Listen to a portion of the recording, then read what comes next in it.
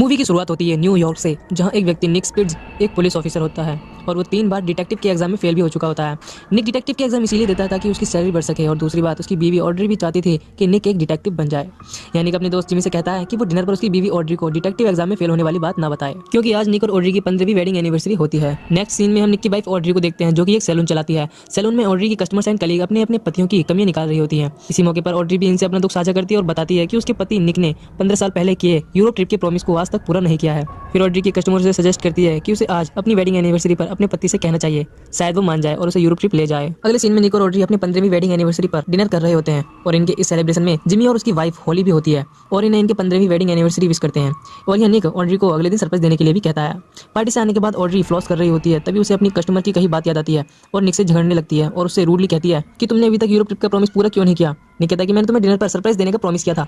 Audrey कहती है मुझे और कोई सरप्राइज नहीं चाहिए। दरअसल निक का सरप्राइज $50 का अमेज़न गिफ्ट कार्ड देने को होता है, पर वो अपना मूड बदलता है और कहता है ऑड्री हम यूरोप जा रहे हैं, यही है हमारा 15th wedding anniversary surprise gift. Audrey ये सुनकर बहुत खुश हो जाती है और निक को हक करती है। निक यूरोप ट्रिप सरप्राइज इसलिए देता है क्योंकि वो ऑड्री को और ज्यादा हर्ट नहीं करना चाहता था। अगले सीन में हम देखते हैं कि ये दोनों यूरोप जाने वाली फ्लाइट में होते हैं, जहां निक खर्राटे लेकर सो रहा होता है, लेकिन निक की खर्राटों की वजह से ऑड्री सो नहीं पाती और थोड़ी देर माइंड रेस्ट के लिए चोरी छिपे फर्स्ट क्लास लाउंज में चली जाती है, जहां उसे ईयर प्लग दिखाई देते हैं। ऑड्री उन्हें उठा लेती है ताकि निक की खर्राटों से बच सके, पर एक अननोन व्यक्ति ऑड्री को देख लेता है और उससे कुछ सवाल पूछता है, लाइक तुम यूरोप क्यों जा रही हो। ऑड्री कहती है वो और उसके पति हनीमून के लिए जा रहे हैं। इसके बाद ये नॉन व्यक्ति ऑड्री को अपनी तरफ से ड्रिंक ऑफर करता है कि इतने में ही एक एयर होस्टेस वहां आ जाती है और ऑड्री को वापस लो क्लास केबिन में जाने के लिए कहती है। इस व्यक्ति को ये सब अच्छा नहीं लगता और कहता है कि ये मेरी गेस्ट हैं। एयर होस्टेस कहती है फर्स्ट क्लास केबिन के लिए इनके पास इनका खुद का टिकट होना चाहिए। इस व्यक्ति का सब्र टूटता है और कहता है चार्ल्स कैवेंडिश। ये सुनकर एयर होस्टेस सॉरी बोलती है और चुपचाप चली जाती है। ऑड्री भी ये देखकर शॉक रह जाती है। अब इन दोनों की बातों का सिलसिला शुरू होता है, जहां ये व्यक्ति बताता है कि चार्ल्स कैवेंडिश उसका नाम है और मैल्कम क्वींस जो कि एक $70 बिलियन के कारोबारी बिलियनर हैं, वो उनके अंकल हैं और चार्ल्स की फियांसे को भी उन्होंने दूर कर दिया और वो खुद उससे शादी करने वाले हैं। और इसी हफ्ते मैल्कम क्वींस चार्ल्स की बेवफा फियांसे से अपनी बड़ी सी यॉट पर शादी करने वाले हैं और चार्ल्स भी इसी वक्त वहीं जा रहा है। इसके बाद चार्ल्स ऑड्री और उसके पति को भी यॉट पर अपनी तरफ से इन्वाइट करता है। इधर निक भी खर्राटों भरी नींद से जागता है और ऑड्री को ना देखकर वह भी फर्स्ट क्लास लाउंज में आता है और देखता है कि ऑड्री यहाँ किसी अनजान शख्स से बातें कर रही है। ऑड्री निक को देख लेती है और निक को चार्ल्स से इंट्रोड्यूस कराती है और निक को भी बताती है कि चार्ल्स ने हमें बड़ी सी यॉट पर इनवाइट किया है, लेकिन निक साफ मना कर देता है और कहता है कि वो बस से ही जाएंगे और अपनी यूरोप ट्रिप पूरी करेंगे।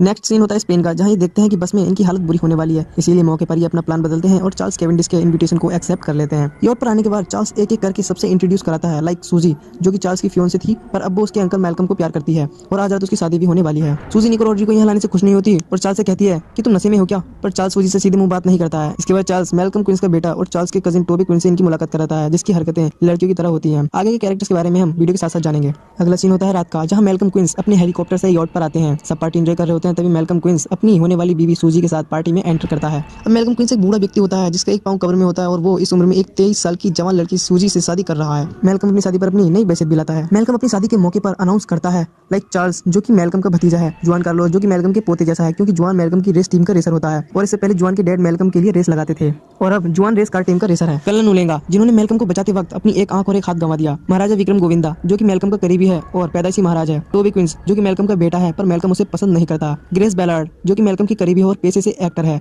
और चार्ल्स की एक्स गर्लफ्रेंड भी रह चुकी है। मैल्कम इन सभी की तुलना हीरो से करता है और कहता है कि तुम में से किसी को मेरी प्रॉपर्टी से कोई हिस्सा नहीं मिलेगा और अपनी $70 बिलियन की प्रॉपर्टी सूजी के नाम करेगा। ये सब ग्रेस को अच्छा नहीं लगता और वो हॉल से बाहर चली जाती है, पर मैल्कम किसी पर ध्यान नहीं देता और वचन पर साइन करने ही वाला होता है। लेकिन अचानक हॉल की लाइट चली जाती है। जब लाइट आती है तो देखते हैं कि मैल्कम क्वींस जो कि अपने बेटे तक को प्रॉपर्टी से बेदखल करने वाला था, वचन पर साइन करने से पहले ही अंधेरे में किसी ने क्वींस डैगर उसके सीने में घुसा दिया होता है और मैल्कम वहीं मर जाता है। सब अचानक शॉक हो जाते हैं और मैल्कम को मरा देखकर डर जाते हैं। ऑड्री कहती है कि निक एक डिटेक्टिव है और उसे इस सिचुएशन को संभालने दो, लेकिन दोस्तों हम जानते हैं कि निक एक डिटेक्टिव नहीं है, क्योंकि उसने अपनी बीवी से इस बारे में झूठ बोला होता है। निक यॉट के कैप्टन से इस हॉल को लॉक करके चाबी उसे देने के लिए कहता है। एक एक करके सभी मैल्कम की लाश को वहीं छोड़कर अपने अपने रूम में चले जाते हैं। निक और ऑड्री भी अपने रूम में होते हैं, जहां निक और ऑड्री मैल्कम की मर्डर पर चर्चा कर रहे होते हैं। निक कहता है कि ये खून जरूर टोबी ने किया होगा, क्योंकि वो मैल्कम का बेटा है और सबसे ज्यादा नुकसान उसी का होने वाला था। तभी गनशॉट की आवाज होती है, जिसे सुन निक और ऑड्री भी बाहर जाते हैं। ये देखते हैं कि मर्डरर ने टोबी को भी मार दिया है। निक और ऑड्री सोचते हैं कि अगर टोबी भी मर चुका है तो मर्डरर कौन है। सुबह होते ही यॉट मोंटे कार्लो पहुंचती है, जहां का इंस्पेक्टर डेला क्रॉइक्स सबसे एक एक करके क्वेश्चन करता है। सभी लोगों का इशारा निक और ऑड्री पर होता है, क्योंकि मर्डर वाले दिन निक और ऑड्री ही सबसे अलग होते हैं और उसी रात को मर्डर भी हो जाता है। इसके बाद इंस्पेक्टर निक और ऑड्री को एक साथ बुलाता है और कहता है कि तुम पर मर्डर का शक सबसे ज्यादा है, क्योंकि वो यॉट पर 10 घंटे पहले ही आए और एक मर्डर हो गया। निक कहता है कि ये बस एक कोइंसिडेंस है, हमने मैल्कम क्वींस को नहीं मारा, हमारा यकीन करो। इसके बाद इंस्पेक्टर ऑड्री को बाहर भेजता है और निक से अकेले में बात करता है और कहता है कि मुझे तुम पर यकीन नहीं है, क्योंकि तुम एक झूठे हो, क्योंकि तुमने अपनी बीवी से झूठ बोला है कि तुम एक डिटेक्टिव हो। मुझे तुम्हारे बारे में सब पता है, तुम 3 बार डिटेक्टिव एग्जाम में फेल भी हो चुके हो। इसके बाद इंस्पेक्टर इनके पासपोर्ट को भी अपने पास रख लेता है। अगले सीन में हम देखते हैं कि निक और ऑड्री भी उस फॉर्मूला कार रेसिंग को देखने के लिए जाते हैं, जिसमें जुआन कार्लोस की टीम भी हिस्सा लेती है। निक और ऑड्री रेस देखने पहुंचे चार्ल्स, सूजी, कर्नल एंड विक्रम से अपने तरीके से पूछताछ करने लगते हैं, जहां उन्हें पता लगता है कि प्रॉपर्टी यहाँ के कानून के हिसाब से सभी करीबी लोगों में बराबर बढ़ती, जैसे कर्नल और मैल्कम का ख्याल रखने वाले इस सोवियत बॉडीगार्ड को भी। सीन चेंज होता है जहां हम देखते हैं कि निक और ऑड्री रूम में होते हैं, तभी कोई इनके दरवाजे को नॉक करता है और दरवाजे के नीचे से एक नोट फेंक कर चला जाता है। निक नोट को उठाता है जिसमें लिखा होता है कि उन्हें रूम 802 में आना है। ऑड्री कहती है कि हमें रूम 802 में जाना चाहिए, लेकिन निक मना करता है और कहता है कि ये एक ट्रैप हो सकता है, लेकिन ऑड्री अकेली ही जाने लगती है। फिर निक को मजबूरन सेफ्टी के लिए एक लैंप उठाना पड़ता है और ऑड्री के पीछे पीछे जाने लगता है। रूम 802 में जैसे ही एंटर होते हैं, सरगाई पीछे से इन्हें गन पॉइंट पर लेता है और बैठने के लिए कहता है। निक कहता है कि तुमने हमें यहाँ क्यों बुलाया? सरगाई कहता है कि मैं तुम्हें कुछ बताना चाहता हूँ। ऑड्री कहती है कर्नल के बारे में? सरगाई कहता है हाँ, और बताता है कि जब 1994 में कर्नल ने मैल्कम को एक बम धमाके से बचाया था, जिसमें कर्नल की एक आंख और हाथ जल जाते हैं और कर्नल 9 महीने के लिए कोमा में भी चले जाते हैं, और जब वो 9 महीने बाद होश में आते हैं तो देखते हैं कि उन्होंने अपनी फियोंसे को गंवा दिया था। दरअसल मैल्कम ने कर्नल के कोमा में रहने के दौरान उसकी फियोंसे मैडेलिन से शादी कर ली होती है, और इस बीच उन्हें एक लड़का भी होता है जो मरा हुआ होता है। और कर्नल जब भी शराब के नशे में होते थे, मैल्कम को मारने की बात करते थे, क्योंकि मैल्कम ने कर्नल की फियोंसे को उससे छीना होता है। तभी सरगाई की रूम की बेल बजती है, जिसे देखने के लिए सरगाई जाता है, लेकिन सरगाई के दरवाजा खुलने से पहले ही उस तरफ से कोई सरगाई पर गोली चला देता है, जिससे सरगाई मर जाता है।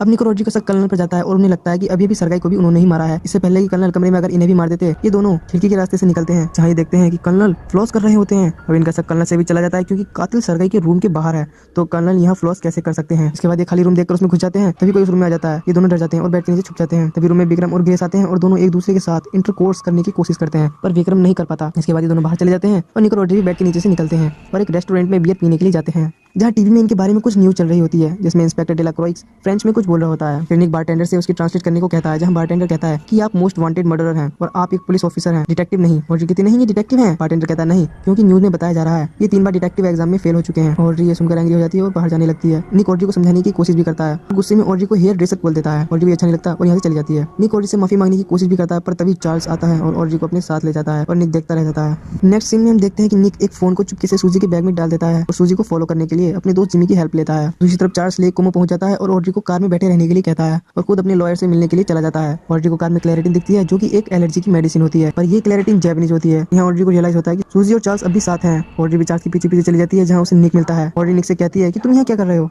निक बताता है कि वो सूजी का पीछा करते हुए यहाँ आया है। ऑड्री निक को बताती है कि उसे चार्ल्स की कार में जैपनीज क्लैरिटी मिला, जिसे सूजी यूज करती है। ये दोनों समझ जाते हैं कि सूजी का मैल्कम के साथ शादी करने का सिर्फ नाटक था, तभी इन पर कोई गोलीबारी कर देता है, पर ये किसी तरह लाइब्रेरी की बुक्स को गिराकर भागते हैं। ये दोनों लाइब्रेरी के बाहर आते हैं, जहाँ इन्हें जुआन कार्लोस दिखता है और जुआन को इंग्लिश नहीं आती है, इसीलिए निक लैटिन में जुआन से सूजी किधर गई पूछता है, तो जुआन इशारे से बताता है कि वो इधर भागी है और जुआन खुद भी इनके साथ जाता है। तभी सूजी पीछे से इन तीनों को गन पॉइंट पर लेती है और गन चलाने वाली होती है। फिर तभी कोई हैलोवीन मास्क पहने एक अनजान शख्स सूजी को भी मार देता है। जुआन और निक हैलोवीन मास्क वाले अननोन पर्सन का पीछा करते हैं। पीछा करते हुए निक गिर जाता है और वो अननोन पर्सन निक को भी जहरीली डॉट से मारने वाला होता है, लेकिन इससे पहले निक एक प्लेट से उसके सर पर मारता है, जिसके बाद वो अननोन पर्सन भाग जाता है। इससे पहले कि पुलिस वहां आती, निक और ऑड्री भी वहां से भाग जाते हैं। अगले सीन में हम देखते हैं कि निक पुलिस इंस्पेक्टर डेलाक्रोइक्स को कॉल करता है और क्वींस विला पर आने के लिए कहता है और बताता है कि आपको असली खूनी वहीं मिल जाएगा। ये दोनों क्वींस विला जाते हैं, क्योंकि चार्ल्स वहीं पर होता है और अभी ने चारों कत्ल का शक चार्ल्स पर होता है। जैसे ही निक दरवाजा खोलता है तो देखता है कि चार्ल्स के मुंह से झाग निकल रहे होते हैं और वो भी मर चुका होता है।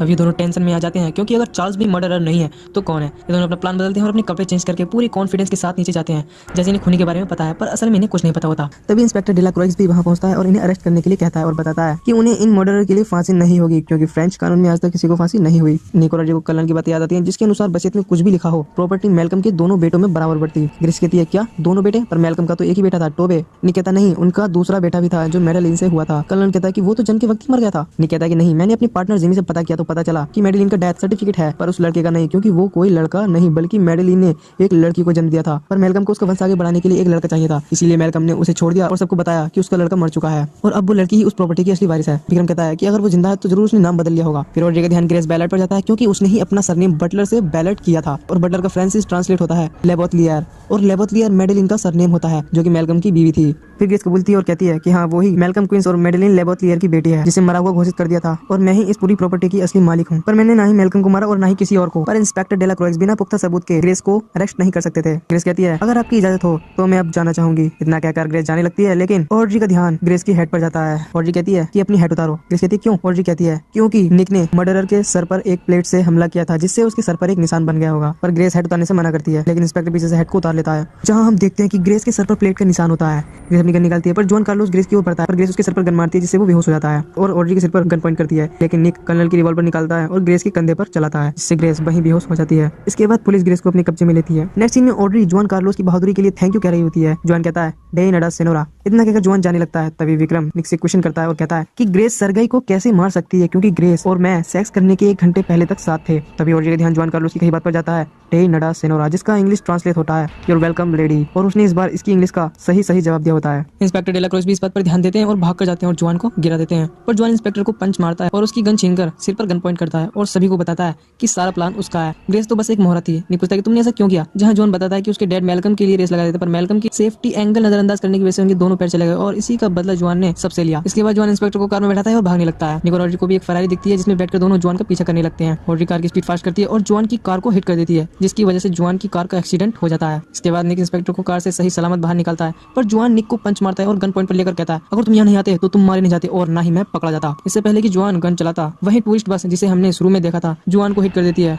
जिससे जुआन की मौत हो जाती है। नेक्स्ट सीन में हम इंस्पेक्टर डेलाक्रोस को इनका शुक्रिया करते देखते हैं, जहां इंस्पेक्टर गवर्नमेंट की तरफ से नया यूरोप ट्रिप ऑफर करते हैं। इसके बाद ये दोनों एक ट्रेन में बैठे होते हैं जहां ये अपनी ट्रिप को एंजॉय कर रहे होते हैं और मूवी यहीं पर खत्म हो जाती है। सॉरी दोस्तों, मैं आपको सॉरी इसीलिए बोल रहा हूँ क्योंकि ये मूवी आपके सर से उतर गई होगी, पर मैं आपको एक शॉर्ट समरी दूंगा जिससे आपके सभी डाउट्स क्लियर हो जाएंगे। तो कर्नल की मंगेतर और मेलकम ने कर्नल की कोमा में रहने के दौरान शादी की, जिससे कर्नल को बहुत ज्यादा दुख पहुंचा। इस बीच मेलकम और मेडेलिन लेवोथलियर को बेटी हुई, जिसे मेलकम ने मरा घोषित कर छोड़ दिया। और इसीलिए जब ग्रेस बड़ी हुई तो उसे पता चला कि वो मेलकम की बेटी है, पर मेलकम ने उसे छोड़ दिया क्योंकि मेलकम को अपना वंश बढ़ाने के लिए एक बेटा चाहिए था। पर चूंकि मेलकम का पहले से एक बेटा था टोबे, जिसे मेलकम इसलिए पसंद नहीं करता था क्योंकि उसकी आदतें लड़कियों जैसी थी और शायद वो एक गे भी था। पर मूवी में कोई भी ऐसा रेफरेंस नहीं था जिससे पता चले कि टोबे एक गे है। खैर, इसके बाद एंट्री होती है जुआन कार्लोस की, जो कि मेलकम के लिए रेस लगाता था, पर मेलकम की कुछ सेफ्टी एंगल्स नजरअंदाज करने की वजह से जुआन के डैड ये दोनों पैर चले गए और इसीलिए अपने डैड की जगह जुआन कार्लोस ने ली। जुआन को इंग्लिश और दर्जनों भाषाएं आती थी, पर वो शुरू से ही आखिरी तक ऐसे नाटक करता है जैसे उसे इंग्लिश नहीं आती हो। खैर, इसके बाद जुआन की मुलाकात ग्रेस से होती है। जुआन ग्रेस को बताता है कि अगर वो अपनी जायदाद चाहती है तो उसे टोबे और मेलकम को मारना होगा। फिर ग्रेस और जुआन अपना प्लान बनाते हैं, जिसके अनुसार ग्रेस टोबे को मेलकम को मारने के लिए कन्विंस करती है और यह भी कहती है कि अगर वो मेलकम को मार देगा तो सारी प्रॉपर्टी तुम्हारी हो जाएगी। प्लान के अनुसार ग्रेस हॉल से बाहर जाती है और मेलकम के साइन करने से पहले लाइट ऑफ कर देती है। इसका फायदा उठाकर टोबे अपने डैड को मार देता है। ग्रेस का काम अब आसान हो जाता है, जिसके बाद ग्रेस और जुआन मिलकर टोबे को मार देते हैं। पर निक और ऑड्री के तरह तरह के सवाल पूछने पर जुआन इन दोनों को भी मारने की कोशिश करता है, पर ये दोनों बच जाते हैं, लेकिन सरगई मारा जाता है। इसके बाद ग्रेस इन्हें लाइब्रेरी में और स्ट्रीट पर भी मारने की कोशिश करती है, पर सूजी मारी जाती है। पर चूंकि चार्ल्स सूजी से प्यार करता था, इसीलिए सूजी की मौत की खबर से चार्ल्स बहुत दुखी हो जाता है और शराब पीने लगता है। पर ग्रेस चार्ल्स की एक्स गर्लफ्रेंड होने के नाते उसके दुख में शामिल होती है और चुपके से चार्ल्स की ड्रिंक में जहर डाल देती है। चार्ल्स ड्रिंक पीता है और मर जाता है। ग्रेस चार्ल्स को इसलिए मारती है क्योंकि वो तब तक शांत नहीं बैठता जब तक सूजी के कातिल का पता न लगा लेता। और इसके बाद आपको पता ही है कि क्या हुआ, ग्रेस की चालाकी पकड़ी जाती है और जुआन भी पकड़ा जाता है और यही मूवी की हैप्पी एंडिंग हो जाती है। सो वीडियो को लाइक करें, शेयर करें और चैनल जरूर सब्सक्राइब करें। हाँ, मुझे पता है कि आप चैनल सब्सक्राइब कर लोगे। नहीं, ये चैनल सब्सक्राइब नहीं करेंगे। नहीं, ये जरूर वीडियो को सब्सक्राइब करेंगे और चैनल को लाइक करेंगे। अबे यो ठीक से तो बोल। सॉरी। तो दोस्तों, वीडियो को लाइक जरूर करना और चैनल सब्सक्राइब करना। तो मैं मिलूंगा आपसे अगली वीडियो में, तब तक के लिए बाय बाय।